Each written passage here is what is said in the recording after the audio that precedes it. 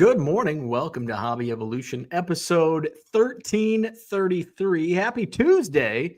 And you know what that means. Tuesdays are for auctions. It's Tuesday night. We stream live every Tuesday night, 12 hours away, right here on this YouTube channel, 99centcards.com. I've got some great auctions. Somebody's putting bids in this morning. Those auction bids coming in, some of them already higher than my expectations. So that's good. Could be a good night. A couple of down weeks on the auctions, but I've also had some kind of crappy Tuesday night auctions lately. But tonight looks to right the ship. We'll have a good night tonight. And I have auctions ending every night this week. Every single night, there are auctions ending tonight, tomorrow, Thursday, Friday, Saturday, Sunday, Monday. New auctions went live last night. Check it out, 99centcards.com. Don't worry, I'm still adding buy it now cards. Haven't added too many. That was something that I wanted to do yesterday. I put my focus on something else, a different task. It's more of a sorting task yesterday. But where was I at? Buy it now, 7 or more in the buy it now section. You'll save 25% off at checkout. That's on buy it now items only. Does not apply to auctions. So yeah, yesterday I'm like, I'm going to get to my buy it now sales have been down. Why have they been down? Look in the mirror. It's because of me. I haven't been listing buy it now items. Sprinkling here and there. I listed a few on Sunday, but we're talking, here and there. But not batches using Car Dealer Pro. So right now auctions are kind of at the forefront. I want to keep up on shipping, which I have been doing. I think, where am I at this morning? 51 orders to ship. Pretty good. That's an hour. Maybe a little more than an hour because most of those are volume, multiple cards in the order. But 2 hours max. So yesterday I said, well, I'm going to list more buy it now, but I did not. I really need to be efficient. And right now, I am not efficient as I could be. I am efficient, but I'm not as efficient as I could be. And I think sometimes we need to take a step back and kind of realize, what can I do to make my workflow better, more efficient? And the storage unit was a key. I'm going to have a part-time shipper eventually. My potential new hire is a high school student who's very active and busy. But also I'm keeping up on that side of things. So it's not like urgent, but right now I need to focus on getting bulk moved out, put it in my storage unit. And I've gone through between Sunday and Monday, I've gone through about a dozen 4-row boxes that have been sitting on a shelf for 2 years. They've been, well, not the entire 2 years, because a year here and a year over there, probably since I've last looked through these. Now, I'm not pulling out great cards. They have been cherry picked, and I knew that this is all like basically bulk. But now there's some cards that it's like, oh, I've got a buyer for this, or, oh, this makes good. I'm finding a ton of great quarter box inventory. What's great quarter box inventory? It's in the eye of the beholder. But what I'm really seeking is what I'm finding early 2000s, mid 2000s, like the Bowman Heritage and Topps Heritage, like the set builder sets. That's what I like to see when I go through bargain boxes, because I see so much modern. I even get more excited seeing junk wax in a bargain box. If it's 90 Donruss commons, no, thank you. But if anything pre-1988, anything 87 and back, it's like, okay, now we're talking. So I want to build up, because I'm going through my bargain boxes. And I'm like, this is all modern. Like, I am what I don't like when it comes to bargain boxes. Like, if I came to my table and started flipping through baseball, let's just keep it to baseball, because football, I have a pretty wide variety. Basketball is a lot of modern stuff. Baseball's really skewing modern. It wasn't always like that, but it's become that way. So really want to bulk up some of the older stuff in my bargain boxes. So was doing some of that yesterday as well. And based on a couple conversations, hence the title today, what are my cards worth? I thought this was a good time to talk about this based on I've been appraising a friend's collection. Talked to our financial advisors last night. Question always comes up. Well, what are your cards worth? I mean, just in general conversation. What's your highest valued card? Oh. I hate that question. But when it comes to financial, advisors, tax purposes, like that's an important question. If it's just Joe Blow down the street, what's your most expensive card? It's like, well, my favorite card is you can't, the IRS and your financial advisor doesn't take that answer. So, and I never know. It's like, well, who am I talking to? If it's my tax guy, it's a different answer. If it's my financial guy, it's a different answer. If it's my neighbor, it's a different answer. Sometimes it's a different answer in my own head. What are our cards worth? It just depends. And I hate that. But we're going to talk a little bit about that. So I'm having fun going through some of these boxes. And I'm also having fun seeing an empty shelf because I know I can put more cards there.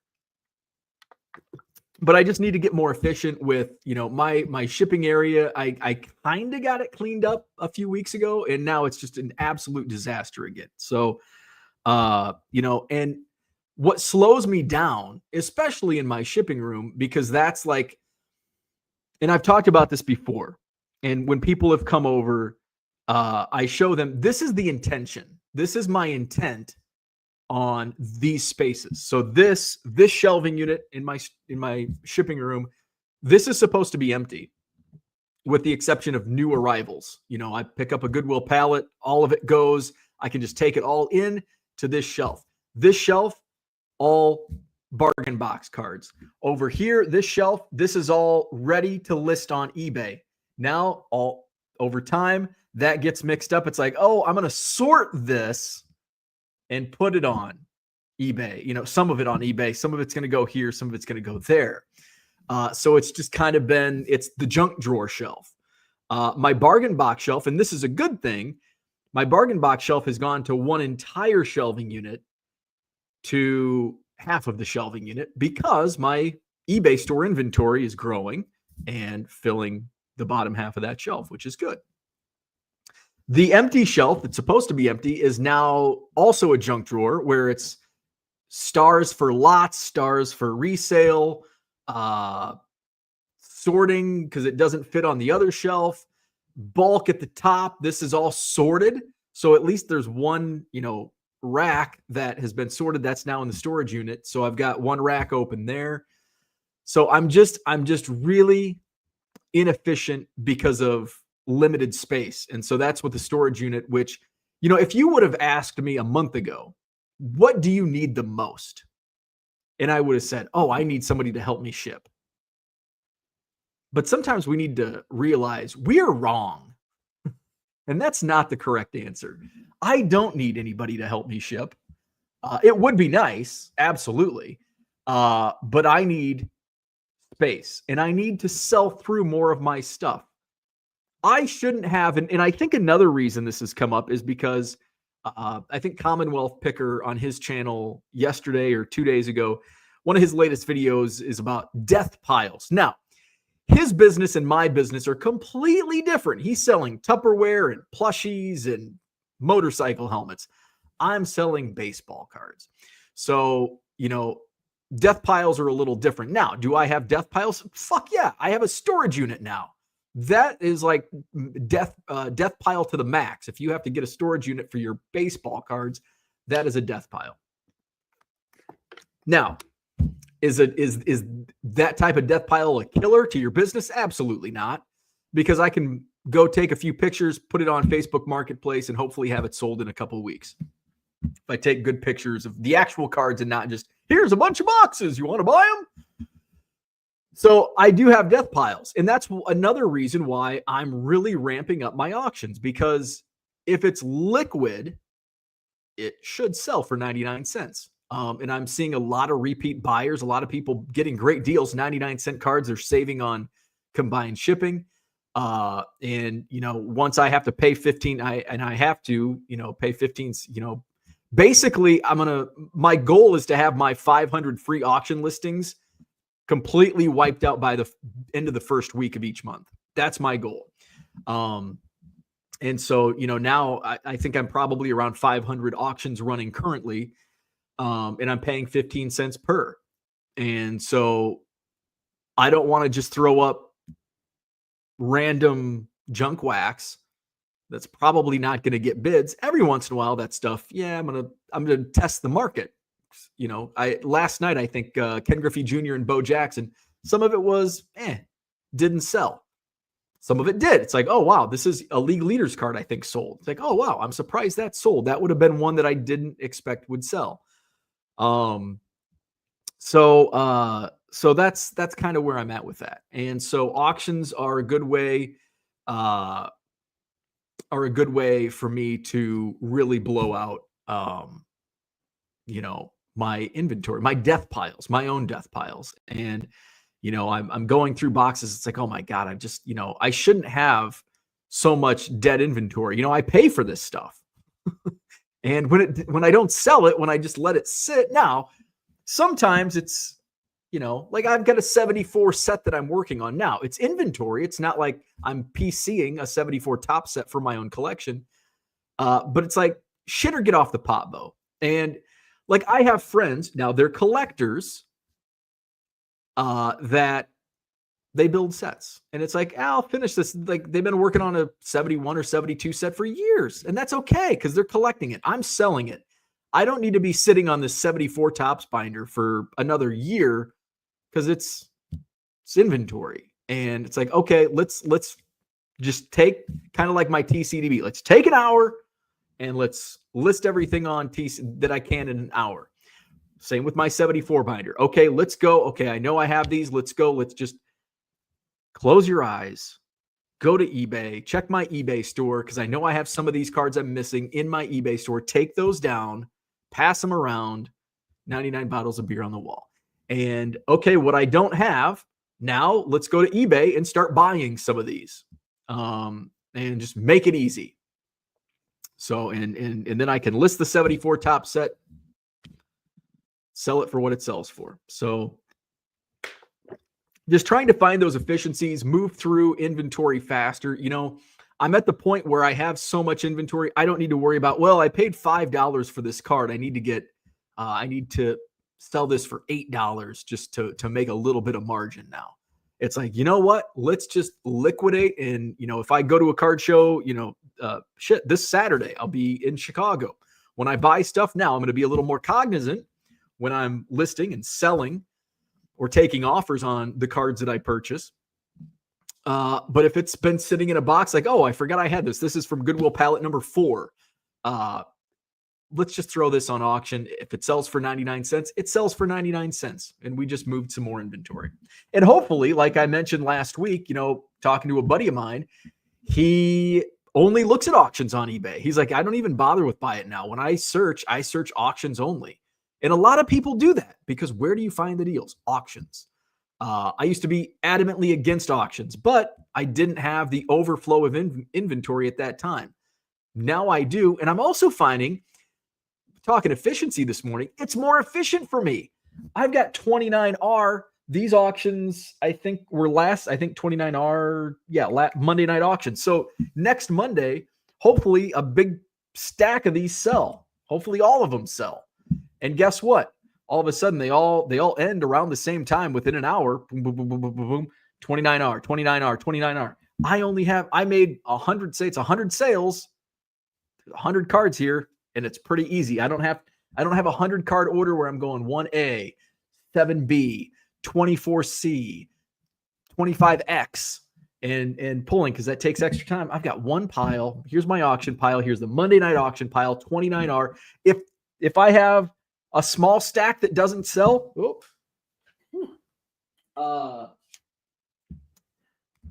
switch that to buy it now. $2 or best offer. Buy it now. It's 29R. It already has its tab. So just finding those efficiencies. I wasn't efficient with my auctions to start. And then I realized, why don't I just assign my auctions the same tab? So when they don't sell, I don't have, I was doing like auctions ending 10-12. It's like, well, shit, where's that? And so it was just, it got, too muddied. So now I've got this system in place and it's more efficient. Much more efficient. Let's go to the chat. So we're going to talk, we'll talk about efficiencies. We'll talk about auctions. We'll talk about what are your cards worth, because that, speaking of muddy, talk about a muddy question and a muddy answer. What are my cards worth? Christian's in the house. What's up, Christian? Good morning. Good morning, Peter. Red Light 34 is in the house. George is here. What's happening, George? G. John Sports is here. Good morning. Mikey's in the house. Good morning. Boston Smoke is here. What's happening? Zach says, I find that the items you are adding to your store are more in line with my interests now that you aren't mass loading Bowman and random sets. Feels more strategic. I'm a low-end connoisseur. So there is, it's not really, and this is by accident, I would say. Not really by accident, but what I'm adding to my auctions, for the most part, is stuff I don't want to comp. Now, last night's auctions, there's a whole bunch of stuff that Barry Bonds, 87 Topps Barry Bonds rookie card, 90 score Deion Sanders rookie card, Bobby Witt Jr., 63 Topps Glenn Hobby, Leaf Pro Set Auto Adrian Del Castillo, Corey Seager rookie, Otani Gypsy Queen, Julio Rodriguez rookies, Adley Rushman rookies, Jackson Merrill first Bowman. Did he get robbed? I think he got robbed. Juan Soto early Bowman cards, Ken Griffey Jr., Acuna, more Griffey, some vintage, Bud Selig, George Brett, Pete Alonso rookie, vintage, Julio Rodriguez. So there's it's a mix, and a lot of it's like, okay, I know this stuff will sell. Let's just put it at auction. Let's just put it. A lot of this stuff was pulled out of bulk for pennies on the dollar. So let's just blow it out, whatnot style, which that's probably coming next. I don't know when. But I have a feeling at some point I'll be on whatnot at some point in 2025. Now, eBay's still the bread and butter. I will still focus on eBay, but I think whatnot's going to be another strategy for my business. Collects is another strategy in my business. That's where just kind of my excess stuff goes, my commons. If I make a few bucks here and there, we're happy. I made $200-300 on collects. Which is fine. I had some goals at the beginning, and then I realized, you know what? I should have known better, because I even at the very beginning, it's like, I'm going to treat this like sport lots. And I ended up having to go away from sport lots because my eBay was okay. I'm making more money on eBay. At that time, part-time. Sport lots was just too time consuming. And I already see, like, sometimes we have to look ahead. And I'm like, if I put 1 million cards, let's just throw 1 million out, 1 million cards on collects. Holy shit, that's a lot of cards. Do you know how many 4-row boxes that is? You know how many so that's, what's 1 million? So like, let's just say there's 3,000 cards in a 4-row box. Might be a little less than that. We'll just say 3,000. 1 million. I should know this math off the top of my head. Oh shit. So what's that? 300 some boxes, about 300, say 300 just to keep it easy. 300 boxes. I have like 30. I have 29. My most recent box I've added for eBay is 29. Plus I have like set boxes, Heritage Miners. I have a bunch of Bowman boxes. So, I mean, I probably have 50. I'm trying to think. I probably have 50 4-row boxes and a few 5-row boxes as part of my eBay store inventory. And that's like overwhelming. Can you imagine 300? Like, here's box 1. Oh, you got a 100 card order in 90 different boxes. That's very time consuming. So I'm just going to kind of pump the brakes a little. I'm still going to add when time avails, but right now my focus is on eBay, auctions, and that's where the money is. That's where my and basically collects, selling, my commons on collects. That's going to be, I'm still going to do it. It's still going to be, part of the revenue stream, but very minimal. which is kind of what I anticipated, but I'm going to scale back from what I intended because I don't want to, for what I'm selling cards for over there, it's just, is the juice worth the squeeze? And right now, no, it's not. And that's why I stopped selling on sport lots. The juice just wasn't worth the squeeze anymore. Johnny M is here. Good morning. If you do sell similar 200 items a day, eBay treats it like new listings. Take 2 minutes and will definitely help buy it now sales. I move older inventory every day doing this. I do this every once in a while. It's not something I do on a regular basis. Many times it's just, for me, I know it only takes a couple minutes, but it's just, not something I do on a regular basis. I do it on occasion, but not on a regular basis. Victor, good morning. Great news. Booked for the Cubs convention. Go Cubs. Are my tickets booked as well? I'll see you in Chicago. I think it's early this year. I think it's like January 12th. It's always Martin Luther King weekend.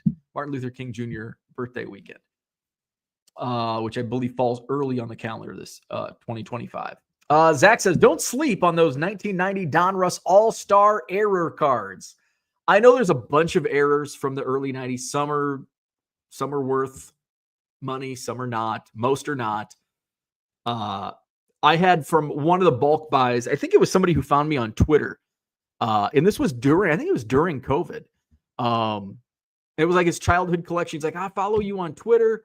I got these cards. He's like $100. And I'm like, yeah, I'll buy these for $100.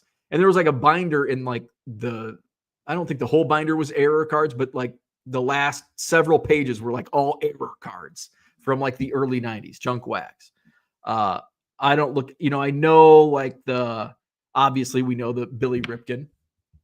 What else is a big error card? The 89 Upper Deck Dale Murphy, the Randy Johnson 89 Fleer, the Jeff Treadway 89 Fleer. What else? I think Nolan Ryan has some error cards in 90. 90 Donruss is like an error, like the entire set. And there's like 7 different errors for each card. Juan Gonzalez has one, but again, it's like $1 card, $2 card on eBay.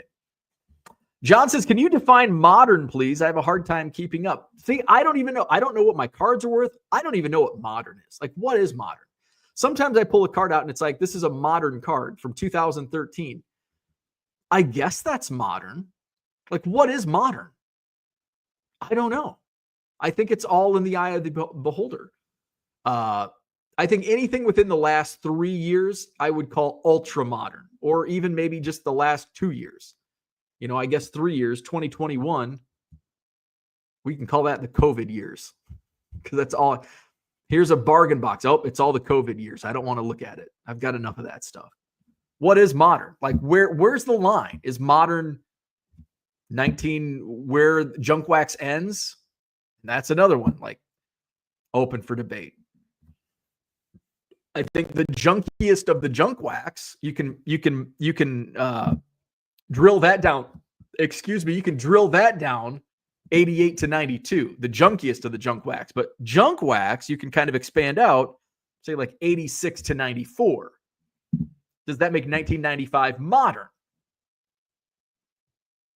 I don't know. What do you call the 90s? Well, it was late 90s. Like, I wouldn't call 1995 or 1996 modern. I would say late 90s.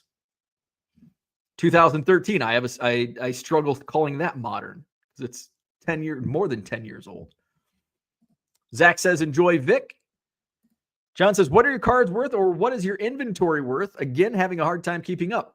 I don't know. I don't know the answer. It depends on who's asking. What is my collection worth? What is my inventory worth? Is my tax man asking? Is my financial advisor asking? Is my neighbor asking? Is my wife asking?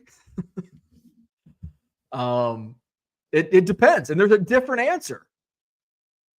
The different answer. The tax guy, this was like, we worked on this forever. Not forever, but we worked on this for a long time. Like, when I started my business, obviously I have existing inventory. What's my existing inventory? What do we report that to the IRS? And ultimately, it comes down to what do you have? Go back 7 years. This was the answer. This is not tax advice. This is just what my financial or my tax guy told me. Go back 7 years. Anything you have receipts for, mark it down. If you don't have a receipt for it, don't add it up. So went back and so that's where we started with my inventory value. And then obviously, and we'll go into this. I want to get through some of the chat a little bit more, but talking with our financial advisor last night, and then I'm also appraising a collection, and there's different answers when you appraise a collection. Well, what's my collection worth? Well, there's a few different answers. If I'm having a hard time keeping up, then I'm sure some of your other listeners are confused as well. And they should be. I'm confused, John. I don't know what the answers are. So if I don't know what the answers are, I'm sure you don't know what the answers are, at least for my own stuff. Maybe you do. And maybe that'll help me. Like, what do you say? I guess it depends on who's asking you as well. Is it the insurance company? There's another different answer. Well,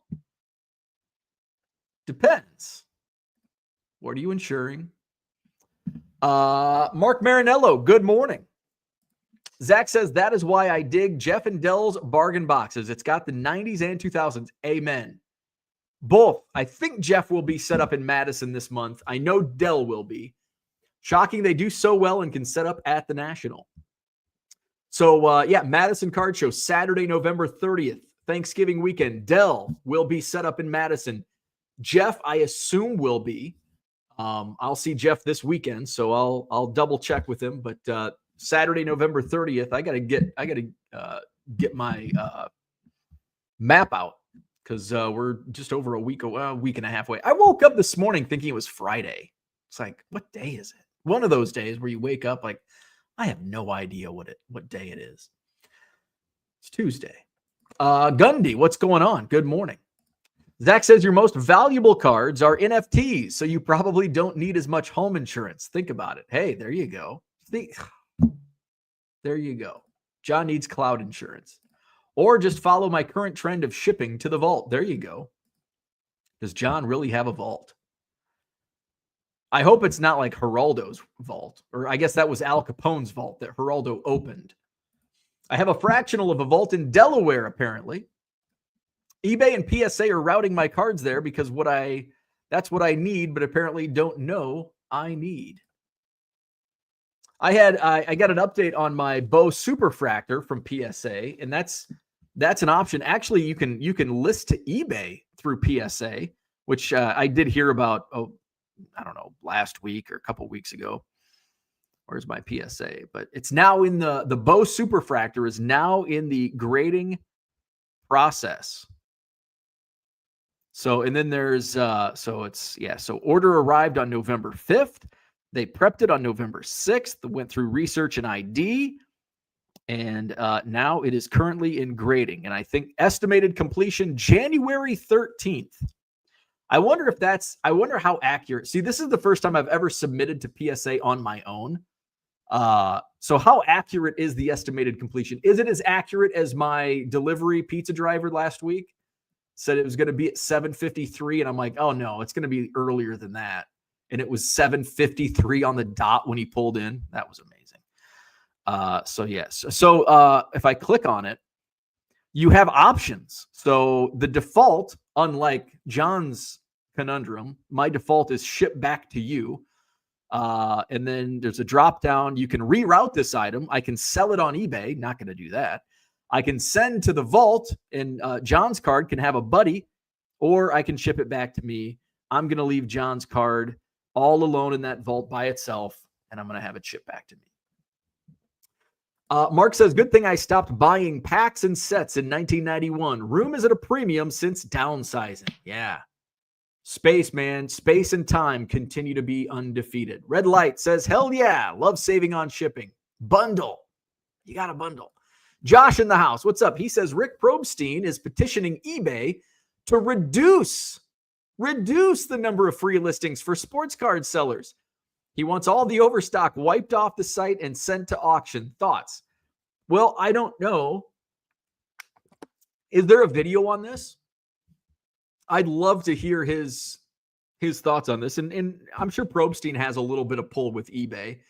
I'm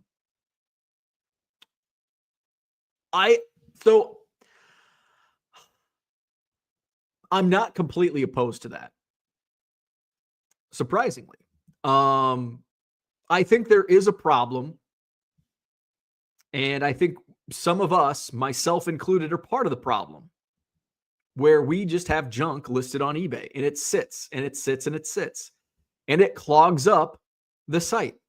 And if you search for Reds baseball card, you come to my store, search for Reds baseball card, and there's 37 Aristides Aquino rookies that are never going to sell. It's just junk. Now, do I sell an Aristides Aquino rookie card? Sure, every once in a while. But I don't have a problem with that.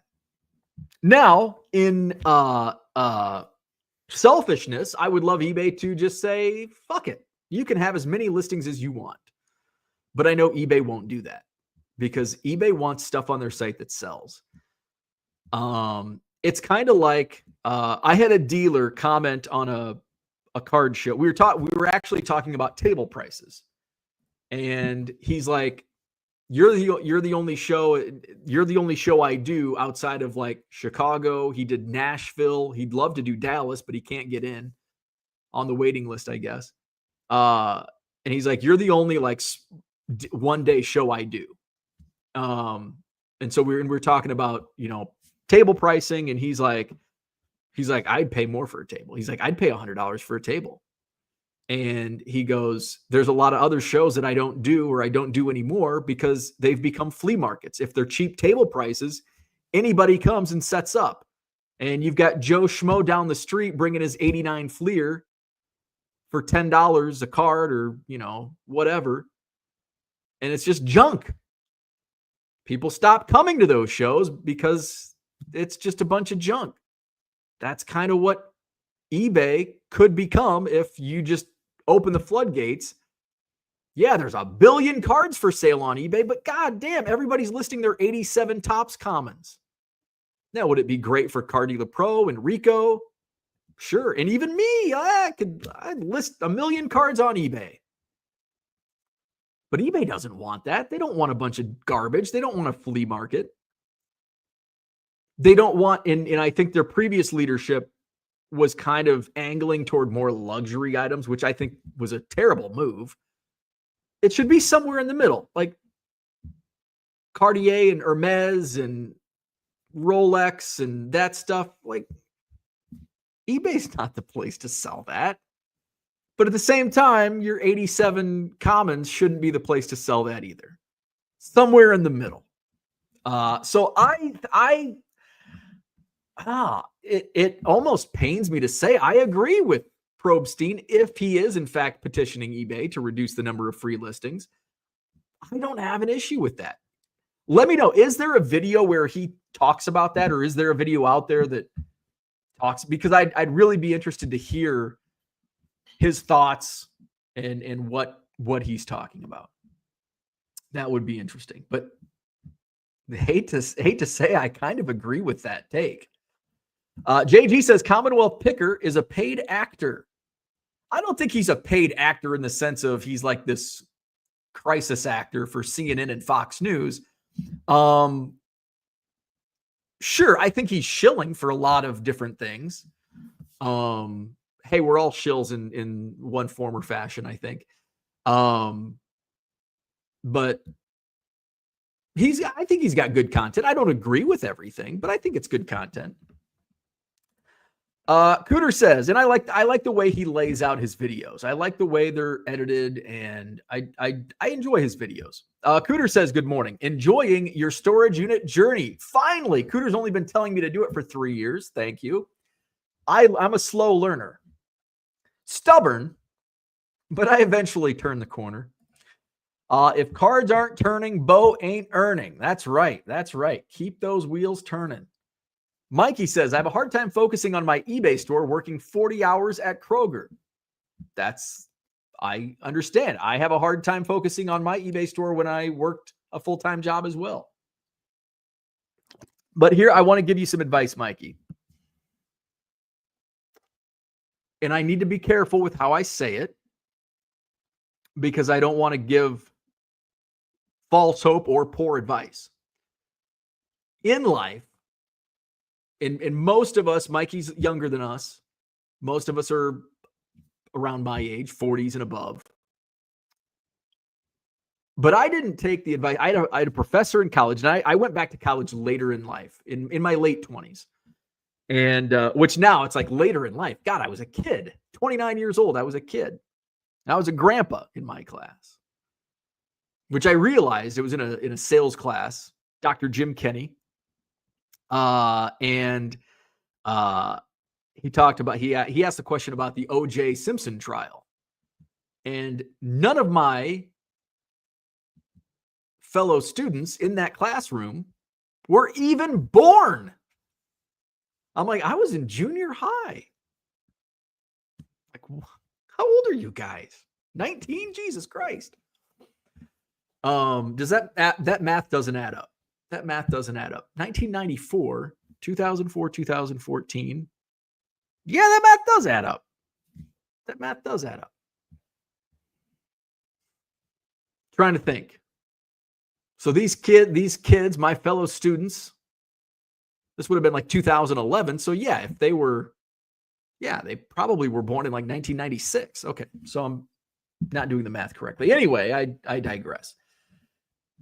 But I had another professor, Dr. Brakefield, and I only took one course, and I wish he would have taught more. I think the course that I took, it was a management class, was his last. He was down to like teaching just one class. He was retired. That was the last. I think that was the last semester he taught. But he mentioned, do what you love.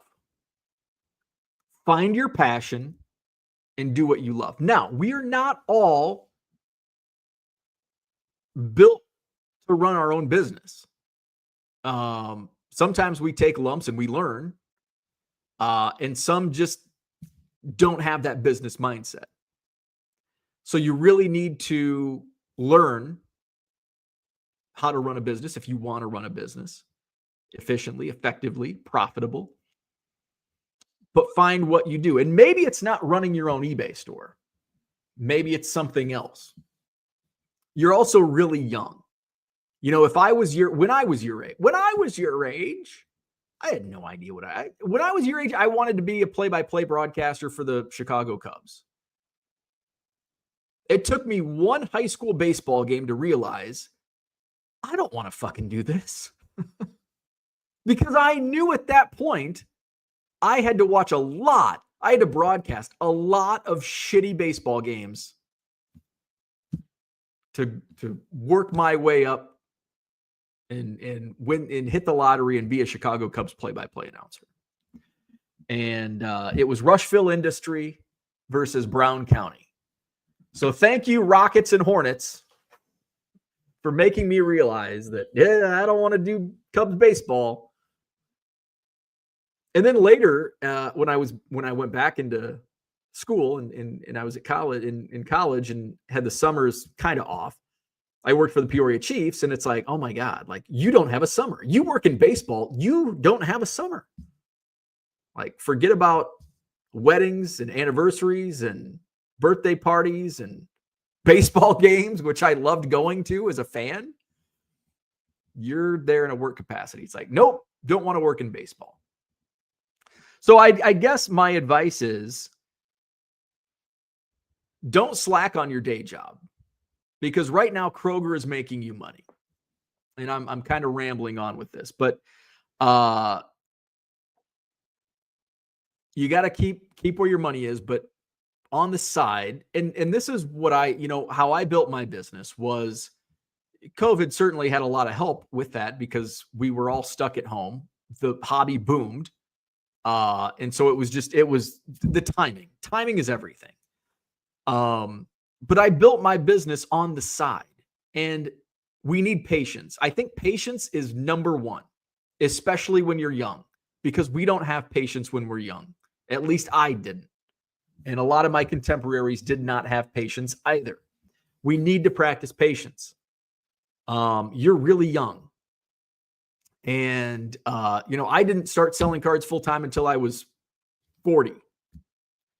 So there's a lot of time. And I didn't start building towards that till I was 39, 40, 3 months, 3 months. And then, okay, I'm going to do this. But I'd been building it on the side for like a couple of years. But you can build it on the side, and that kind of prepares you to either do it or not do it. You may not like it, but you have plenty of time at your disposal.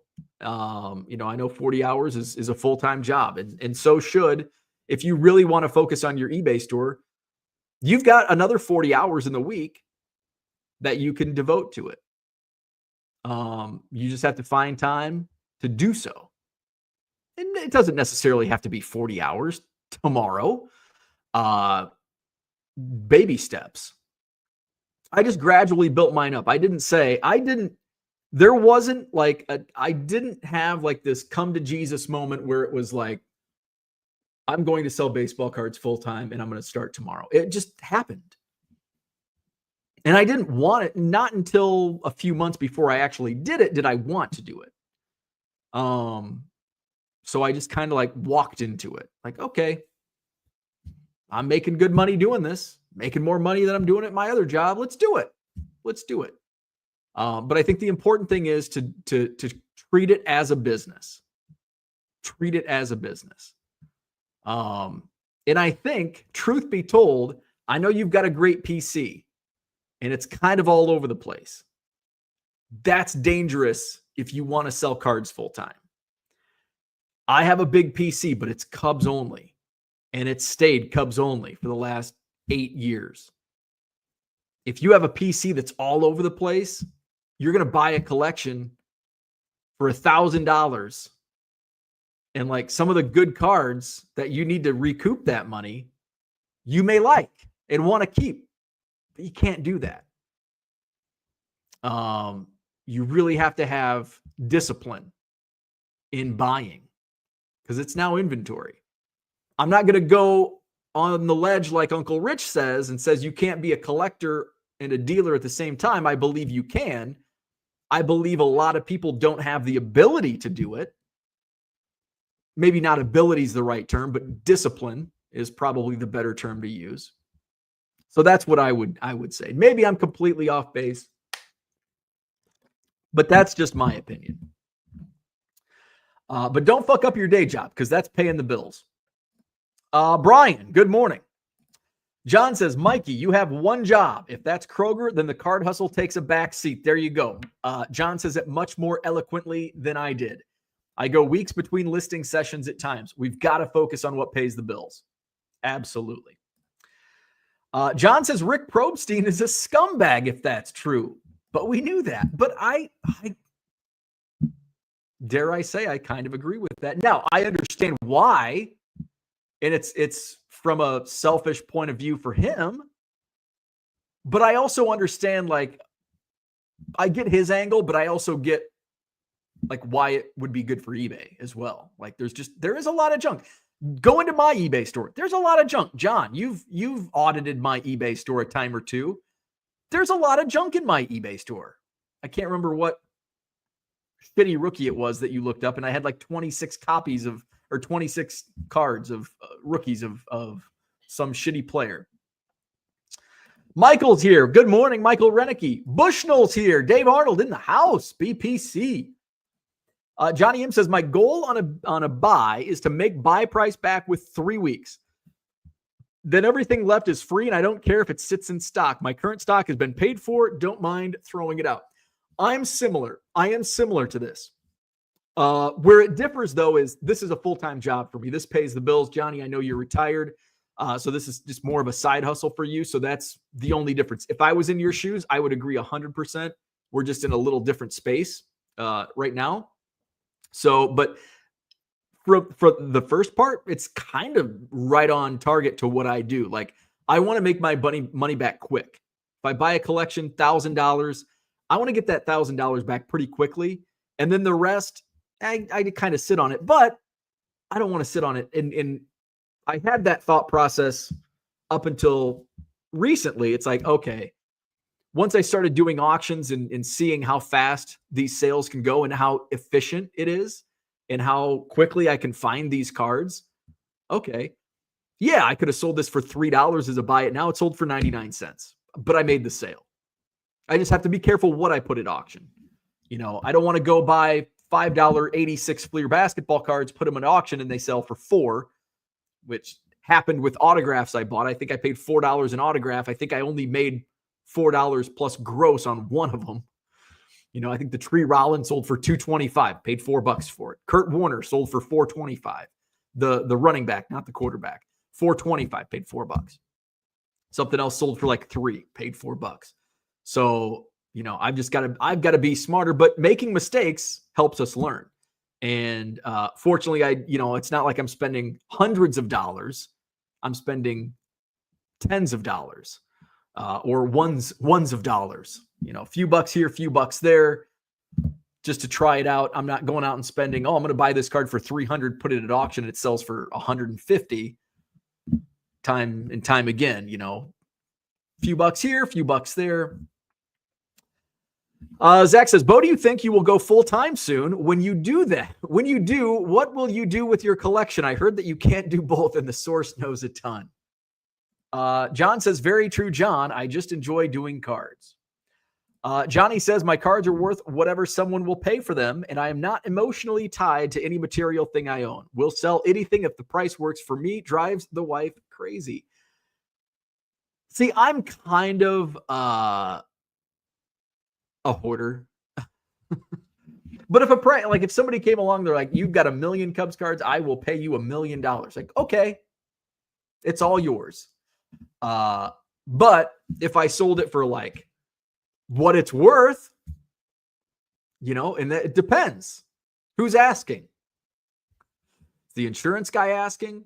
Is my tax guy asking? Is my financial advisor asking? Just depends. Number's going to be different. My goal on a buy is to absorb the buy into my collection at a 5x perceived return, then sell the dupes to recoup my outlay. How about that? Tracy says, good morning, all. My goal for the remainder of 2024, clean up office and card room and decide what I want to keep and sell. Wife looked in there this weekend and said, this is getting messy. Oh, yeah, I know how that goes. I know that look. Speaking of goals, I was thinking about this because we're getting towards the end of the year. I don't really have a goal, a hobby goal. I have business goals, but I don't. Last year, I want to get to 1 million cards. Now, it was already in the bag by the time the calendar turned to a new year, but I don't have a hobby goal. I don't have I want to finish this rainbow, or I want to complete a set, or I guess maybe I log 100 cards a day on trading card database. But I know there's going to be times where I'm on vacation, or I'm at spring training, or card show days. I can't do 100 every single day. Okay. If I'm gone for 2 weeks, okay, I guess I could prorate it. Okay, I'm going to be gone for 10 days this month. So I need to fit those 1,000 adds to trading card database within the next, within the other 20 days or whatever. But I don't think I'll do that. Maybe I just won't have hobby goals. Do we need hobby goals? I don't think so. If you want to have hobby goals, that's great. I've had hobby goals several times. I think it's something, it's for content. It's, I set out goals and blogged about it. It's great blogging material. It's great YouTube material. But if you're not doing any of those things, do we really need hobby goals unless we really, okay, I'm going to finish this set this year. I'm going to collect 1 million Cubs cards. Do we really need hobby goals? I don't think so. Not necessary. John says collectors are different than industrialists. 200 monster boxes. I think minor league cards might be the biggest scam known to the hobby. Which minor league cards printed in the last 35 years have incredible worth? Which is very surprising to me because they're the earliest cards in many cases If you go back pre-Bowman prospect era, it's the first card of a player in a professional uniform, and they're limited print. Most minor league sets, and I'm talking team issued sets, not like classic and best and just minors. I'm talking team issued sets. They're limited to usually 1,000 or 2,000 in most cases. Some are a little higher print run. Depends on, bigger team, more attendance. They're going to have 10,000 print run, 5,000 print run. But, smaller minor league cards. Actually, the Mike Trout is one of the outliers. The Mike Trout Cedar Rapids card is a very expensive card. It's actually heavily reproduced, reprinted, replicated. There's a lot of fakes out there. The Albert Pujols Peoria Chiefs card is actually a very valuable card. Now, are they close to Mike Trout Cedar Rapids? Let's just look to see. Let's go to sold listings. Where are my sold listings?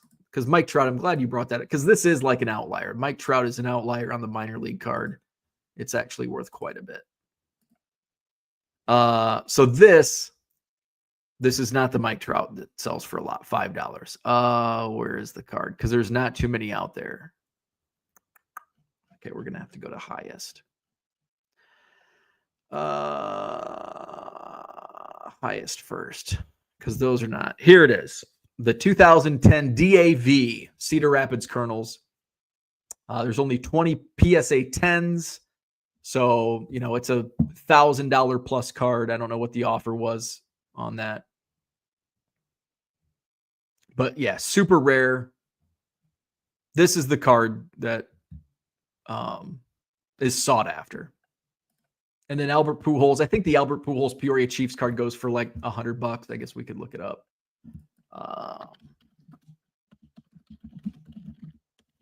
Probably going to be quite a few. And the Pujols is actually, so here's a PSA 10 that went for $325. So, raw, probably $200, $150, or maybe 50.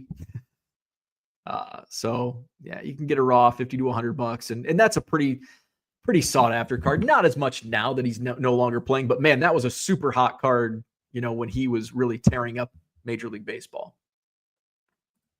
Derek Jeter minor league cards. I'm not too familiar with the Derek Jeter. Now I know the classic. I know those cards aren't worth anything. I don't know about like the Tampa Yankees or like the team issue sets. Derek Jeter, was it Tampa?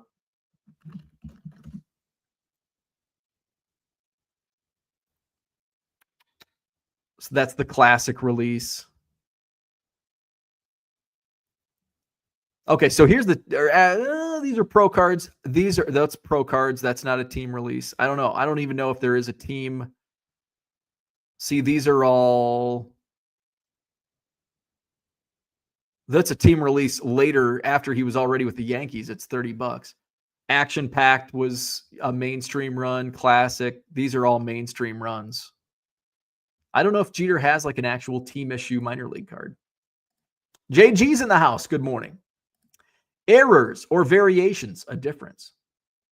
David says convention is late this year, January 17th through the 19th. Oh, okay. So what was I thinking? So everything's late this year and next year. So Christmas is later, Thanksgiving is later, Cubs convention is later. Okay.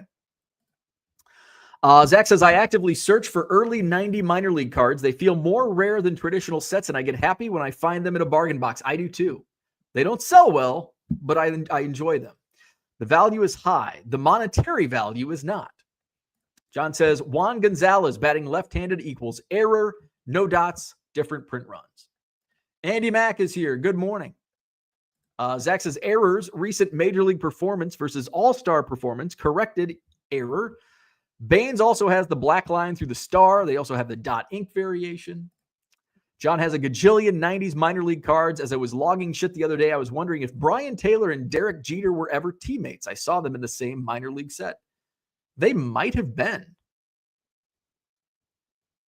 They might have been. John says, got it. There are some Nolan Ryan, Don Russ with error backs. Yes, the 5,000 strikeout, King of Kings. I have a Nolan Ryan score with Juan Samuel on the back. The odds of someone finding those in the wild is pretty low. Flawed Thinker says 99.99999% of my cards are worth as much as fire starting material. John says cards are incredibly complicated when it comes to taxes. Yes, they are. The IRS is undereducated. Most CPAs are undereducated. It's a tangle. It is. I'm highly insured for cards. As far as cards, what are you insured for? I'm still looking into that. I need to do that like now. The answer for me was being insured for what I feel comfortable losing, not the value of the collections. For you, it might be different. Yeah. And that's, I received a quote. So my question, and I could probably look at the FAQ on Collect Insure. So I did receive a quote. I just haven't pulled the trigger. My biggest question, and John, you would probably know that. Say there's a fire and you lose everything. Say you're insured for $500,000. You're paying premiums on $500,000. But how is Collect Insure if you have a catastrophe, tornado, hurricane, flood, fire, whatever? Do they want receipts on everything? It's like a lot of this is card show cash purchases, no money trail. Some of the stuff, it's like, okay, yeah, I'll take $500 for the Chris Bryant first Chrome Auto that I paid for 4 years ago. That's now worth $100 or less, like Labor Torres. But my Allen and Ginter PSA 5 Jimmy Ryan, I paid like $400 for. I don't know what recent sales are, but more than that. So that's my biggest question. Is what's that? If don't want that to happen, but if that were to happen, are they just going to say, oh, you're insured for $500,000. You've been paying premiums on $500,000. Here's your check. Or are they going to do an audit and they're going to want to see receipts and all that are probably lost in the fire as well. Although a lot of things are digital now. So Zach says, John made that comment before you even answered his question. It was in general. Keep up, Bo. Stop living off the high of your increased table price in 2025. Tell your insurance guy about your storage locker. Let's see. Johnny says, guy on Facebook has collection listed at $5,900. Has same exact listing on eBay for $3,800. I offered $2,000 cash as he is local, waiting to hear back. Troy's in the house. Good morning. John says, I may list and buy my own card back so I get it quicker from the vault. I can write it off as a loss. I'm playing Underwater Twister. How far are we? Oh, wow. We're like half an hour behind. January 13th completion, and yet the sheeple keep sending cards to PSA. This is an instance where I don't want it in an SGC slab, and I don't want it back. I don't necessarily have to have it back fast. Now, I do need to get some stuff ready for my next SGC, and that's going to and again, it's not going to SGC because it's faster. It's going to SGC because it's going to look a lot better in a slab. Offbeat All-Stars, what's happening? Good morning. Brian says, I think Probstein should stick to the shill game. Josh says, yes, he did a video interview. It's on YouTube. Excellent. I'm going to track that down. Probstein might not have everyone else's best interest in mind. I agree with that. But I do kind of agree with what he's saying. Probstein only cares about Probstein. Mark says, you took the words right out of my mouth, Brian. Sticking to the shill game. Zach says, isn't Probstein doing the same thing as dealers, complaining about more dealers at a show with the same inventory? Let's use Pokemon Card Room in Madison as example, disrupting capitalism. Not Probstein. Wouldn't buy from that skeezer. Johnny says, remember, eBay is a business, and they have shareholders to answer to. I doubt they care where the profits come in from, just like us. Absolutely. Probstein does auctions only. He wants soft listings gone, so there are fewer low-cost options. Don't encourage him. Probstein is a 4-letter word in these parts. Reminder that cards aren't the bulk of eBay's business. Hobby always bathes in self-importance. But it's getting bigger and bigger because eBay is now catering to trading cards. 5 years ago, eBay didn't give a damn about trading cards. eBay gives a lot of damns now. It's grown immensely. Now, is it still their biggest business? No, but it's a big piece of their pie now, as opposed to 5 years ago. So eBay should give up potential profits for what reason? For what reason? Here's the reason. There's your answer. Flawed Thinker says, I opened a couple 2005 draft boxes the other day. Pretty much wasted $250, but it's such a fun rip. A few great names in there, so now I just added hundreds of cards to my bulk fire starter tub. I went through a bunch of the bulk that I was going through. One box was filled with like 2000, gosh, what year was it? 2011 Bowman, I think. And it's all been cherry picked. But there's some like the Cubs pitching coach, Tommy Hotovy, has a rookie in there. It's like, oh, this is cool. Just as I'll probably put one in my collection. John says, oh, we talked about that. That fits. Josh says, Kevin Commonwealth is a friend of mine. He is good people. Yeah, I really enjoy his videos. Zach says, will somebody think of the impressions? Do you all not have a carding soul in your body? The impressions. Cooter says, we're all money whores. It's just a matter of our minimum price. That's true.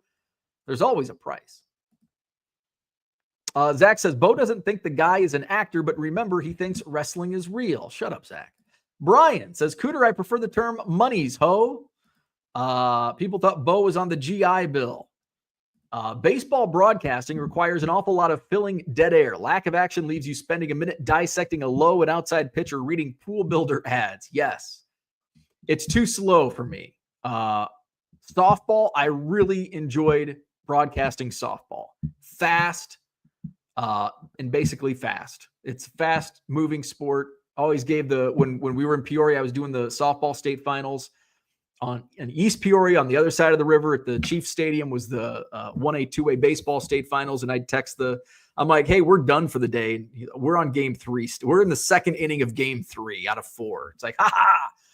I'll have a 6-pack down before you even get back to the hotel. Hey, Sal Cards, what's happening? How is your collect store going? Slow because I'm not adding anything to it. I make some trickle sales here and there. I've sold, I can tell you exactly, and actually you can look it up, 1 million Cubs. It shows you how many each seller sells. Let's see. I've got 3,182 items listed. I have sold 440. I've actually sold more cards than I thought. 443 sold cards. So that's pretty good for like not paying any attention to it.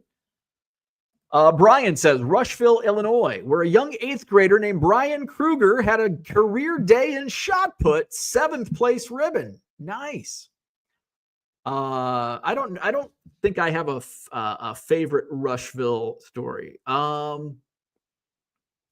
I've got a great story. I've told it. I don't want to share it again. I'll share it again another time, but a great story. A salesman from the radio station I worked at had a hilarious happening at a restaurant called Deb & Dies in Rushville, Illinois.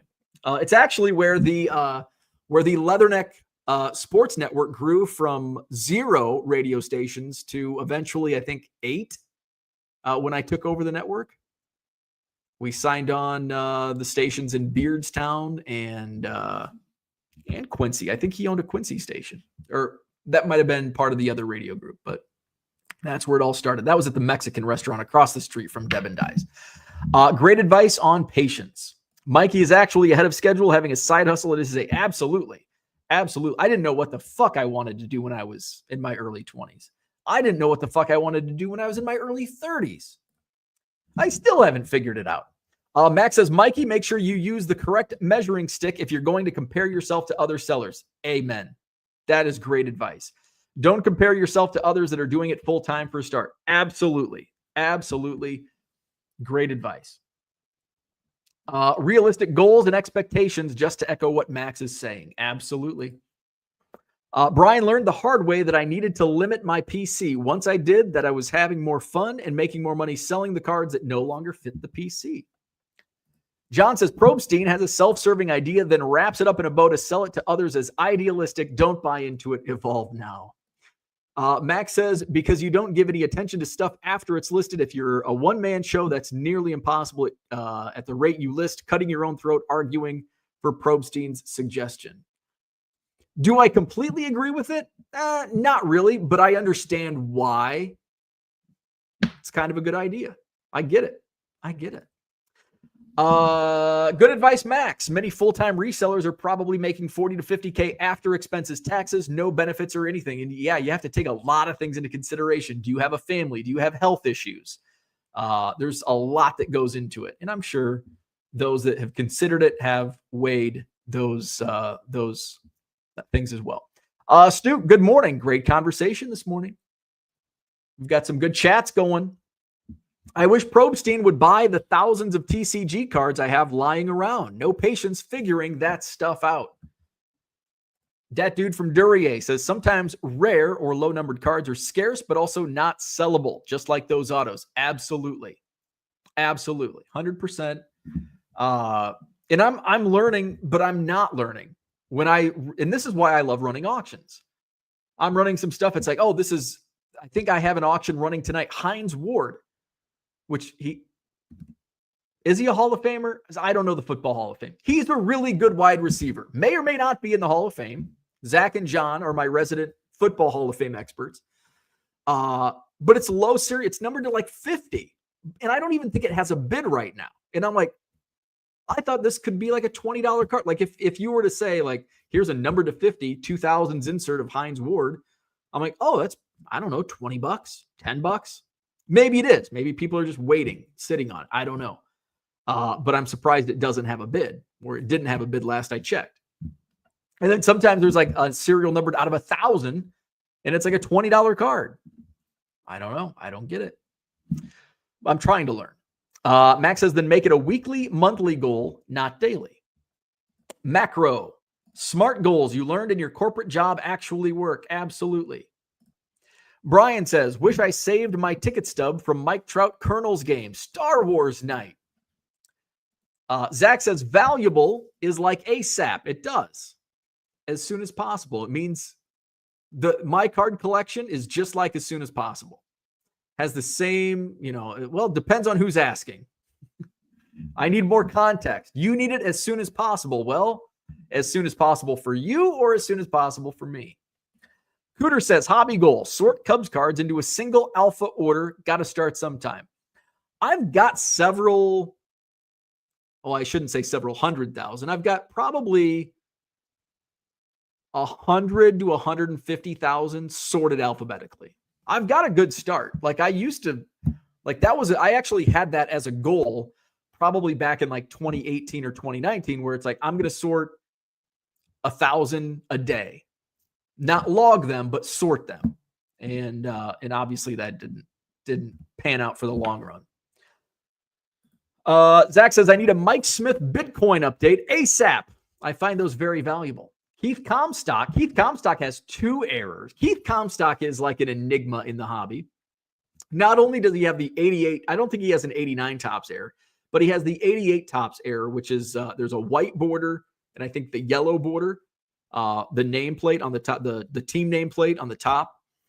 And then in 91, he's got an error where it says he's plays for the Cubs, and then the corrected version with his correct team, the Mariners. And then he also has like a minor league card. Maybe that's what that dude from Duryea's commenting, the 89 minor league card where he's got a baseball in his nuts, got hit in the balls. He's great card. Alex says, I'm auctioning a Jeter minor league card as we speak. There you go. Zach says, are you talking about the 88 Comstock with a different color Padres name? Alex is listing the Fleer XL Jeter. That's a Padres card in 88 tops. Think it's the 89 minor league card with the pick of him getting hit in the, there you go. The nuts pick. Yeah. Let's see. Zach says, you need to grab your fishing pole, hop on your e-bike, and swing by an insurance office before you go to your storage unit. Prioritize. Right, I know. Dat Dude says, however, I've only ever found one wrong color letter Comstock, 0 of the minor league card. I probably have a few. I know I see, especially 88, because I see a lot of 88 tops in the bulk that I get. Every once in a while, I'll come across the Keith Comstock, and it goes to eBay, and they sell like instantly, those minor league Comstock cards. The Steve Schartz card also sells, but not as quickly. You can probably find out what you need by asking them. Another incentive for cataloging your collection. Brian says it should be the value it takes to rebuild or replace. But here's the problem. I've got 700 Ryan Sandberg 87 Topps cards. Can I buy 700 at Sport Lots for 20 cents a piece? I might. Actually, with 87 Topps, I might. So it's one of those things where it's like, well, what's it worth? It sells on eBay. Like if I go to eBay and buy it, it's $1.50, $2. If I go to Sport Lots, it's 20 cents. If I go to the card show and my buddy Tom has a box of 500, I'm going to get it for a penny. So it's just depends. Newsflash. Nobody gives a shit about anybody else. Kind of true. Of course, Probstein wants stuff geared towards his business. Wouldn't all of us want the same thing? Cringy opinions and behavior. I heard an ad on radio this morning for eBay. The first thing they mentioned was trading cards. Interesting. I find that very interesting. They were really pushing eBay Motors hard about 2 years ago. There was an eBay Motors commercial running constantly on podcasts, on radio. They were really pushing eBay Motors. It's nice to see they're pushing trading cards. Zach says, I'm no little about Probstein, minus a few comments here and there. As an observer to most of the dialogue here on selling, I find it ironic for the hate sellers have for people who appear to have been successful with a venture you all spend a lot of time trying to figure out. Guaranteed Bo would trade places with either Golden or Probstein. He wants to make money. Yeah, I don't want to shill auctions. I don't want to, do shady stuff, but I'd like their bank accounts. Absolutely. Hell yeah. Max says, Zach, people don't like wealthy, successful people anymore. It's all about the underdog. Eat the rich. We just got out of election season. Should be fresh in your mind as well as a few others here. Brian says, that's why we don't hate you, Max. eBay Motors being pushed by Car Talk in PR. So what are my cards worth? We kind of touched on that. Like it depends. And I don't know the answer. It's kind of like I'm going through the appraisal process with a friend of mine. And, I've got pricing down and we haven't had the conversation yet. I sent him the spreadsheet last night. And there's a lot of explaining to do because you could go and look at eBay sold listings on a 1960 Topps Mickey Mantle, and there's probably going to be some for $10,000, but it's a PSA 9 or 8 or 7, whatever the value is. These are certainly not anywhere close to that. They're low grade, probably ones, but they're also raw. So you have to take into account, okay, this is raw. What's the price difference between a raw copy and a PSA 1? And, you have to pay $20 to send it in. You got to wait 3 months to get it back. So there's a lot that goes into it. And I think the first problem non-card people make when looking at the value of their cards is they'll look up a 1990 Donruss Nolan Ryan. Well, there's one on eBay for $15,000. I'm rich. It's like, no. You can list for anything. You can list for absolutely anything. Go to your sold listings, and then it's like, well, a PSA 10 is worth, this in a non-card person thinks there could be a corner ding on it. Oh, it's in mint condition, except for this little corner ding. But everything else is perfect. No. That's not how grading works. So there's a lot that goes into it. And it's like, well, so the conversation we had last night, it's, well, what number do you want? Kind of like with your business. How much do you make? Well, what number do you want? Do you want what I pay myself as an employee? Do you want my gross revenue? Do you want this number, that number? Because they're all different. And that's kind of what my cards are worth. Well, it depends. The IRS is asking. We need to show receipts. Insurance, I'm still waiting for John. Hopefully John's texting me the answer to that insurance question, or I just need to find out for myself, which I should probably do. So what are my cards worth? I don't know. I have no idea. So it just depends. It just depends who's asking.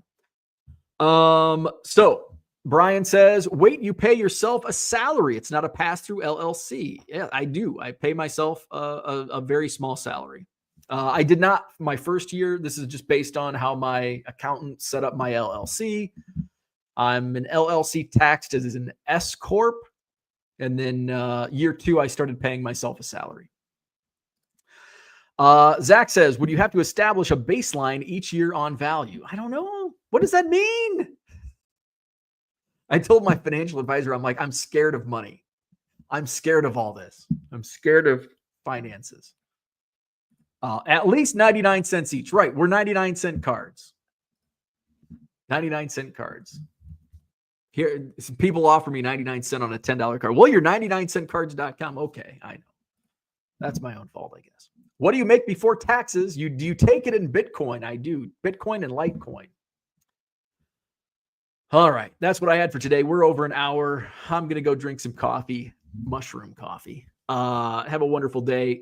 Hit the like button. Subscribe to the channel. This is a 2 for Tuesday, by the way. We're going to stream live again tonight at 7 p.m. Central. We're going to count down the auctions. I've already got, let's go over to this screen. Let's share this tab and present. Oh, just add to the stage. So we've got some auctions running tonight. So take a look at my eBay store, 99centcards.com. So these are some auctions that went live last night at auction. Some featured items, some new buy it nows that were added this weekend. Here's auctions ending soon. We got some permagraphics. Let's click on here. We've got Reggie Jackson and Tom Seaver permagraphics. Here's a triple relic.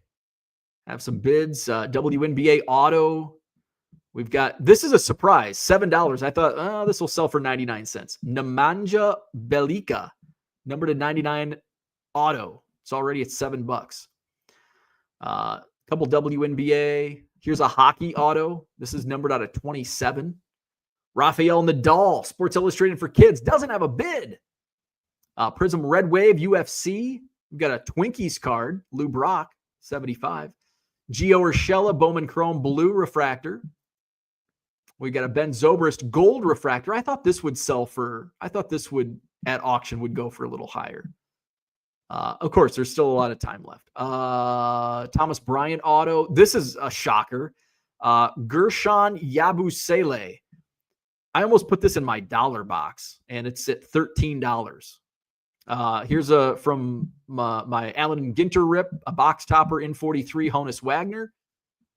Got Santana Moss jersey relic, some vintage Tom Seaver and Larry Zonka. Bowman auto of Isaiah Gillum. Jordan Lawler first chrome, Acuna silver portrait, Trout serial number, Lakers team card. David Beckham, I'm shocked. This is at $7.50. If I would have put this in my eBay store just listing cards, would have been $1.75. In fact, I pulled this out of my 25-cent box, by the way. This was in my non-sport 25-cent box at the last 2 card shows, and it's already at $7.50. Silver Babe Ruth. It's at $3.25. I'm happy with that already. Some more relics.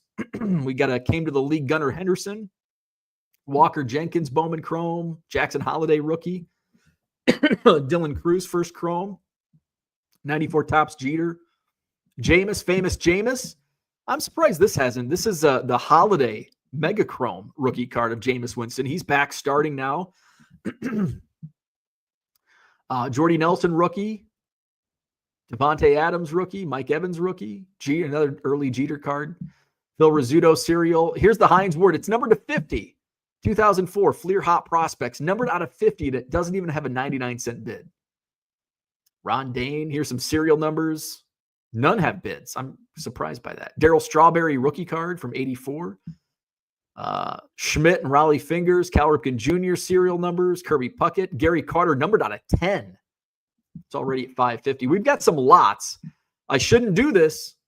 You know what I say about running auctions for lots. Don't do that. But I'm doing it. Not heeding my own advice. We've got a tobacco card lot, Will's cigarettes, radio celebrities, cricketers, a couple soccer players, even some flowers. 24 of them, only at $1.25. I've got a lot of 16 Churchman cigarette boxing cards. A couple dupes in there. It's at $7. We've got a non-sport lot. This is a great deal. I think the person that wins this auction will be very happy with what's inside. 1,000 non-sport cards. There's some original Star Wars in there. There's some Beavis and Butthead cards. There's a whole pile of Simpsons 90 Topps cards. Gervon Dexter rookie, Joey Votto frame relic, Robin Ventura auto, 90 score rookie auto in person or TTM.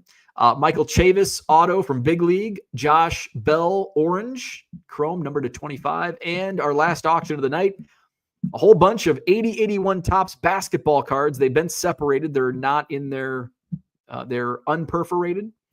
A couple Julius Irvings in this lot. It's at $7.50. So get your bids in now, 99centcards.com. Unicorn Cupcake says, great stream. Beats talking about the Bears. Hey, I agree. After the last few weeks, I agree. I don't like talking about the Bears either. Zach says, Unicorn, what part of Wisconsin do you live in? If I'm getting close to personal, I can back away slowly. The FDL. Fond du Lac.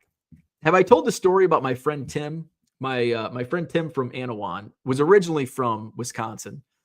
And I would get, at one time, like back in the 90s, there was a college in Fond du Lac. Maybe there still is. I don't know. But I would get pamphlets from this college in Fond du Lac.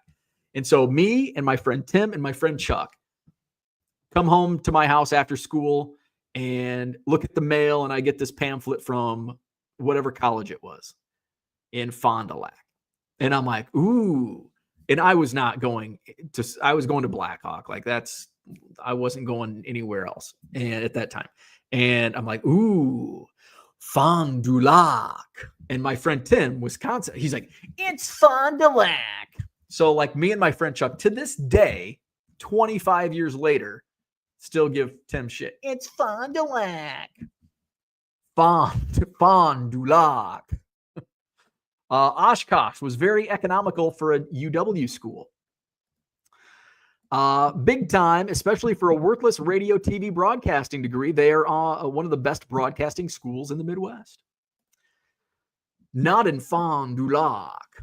Alrighty. So hit the like button, subscribe to the channel, visit my eBay store, 99centcards.com. Buy some cards, bid on some auctions. Have a great day.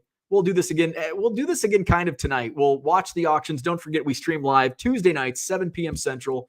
We'll count down the Tuesday night auctions later tonight. See you then. Have a great day. Bye-bye.